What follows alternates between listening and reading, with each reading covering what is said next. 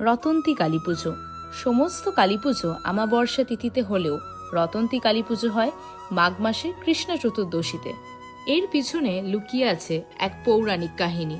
রটন্তী শব্দটি এসেছে রটনা থেকে, যার অর্থ চারদিকে প্রচারিত হওয়া। শাস্ত্রীয় বিশ্বাস অনুযায়ী এই বিশেষ তিথিতেই দেবী কালীর মহিমা ত্রিভুবনে প্রকাশিত হয়েছিল। লোক বিশ্বাস অনুসারে এই দিনেই দেবী ছিন্নমস্তার আবির্ভাব ঘটে। শোনা যায় দেবী পার্বতী একদিন তার সহচরী ডাকিনী ও বর্ণিনীর সঙ্গে ভ্রমণে বেরিয়ে ক্ষুধার্ত হয়ে পড়েন।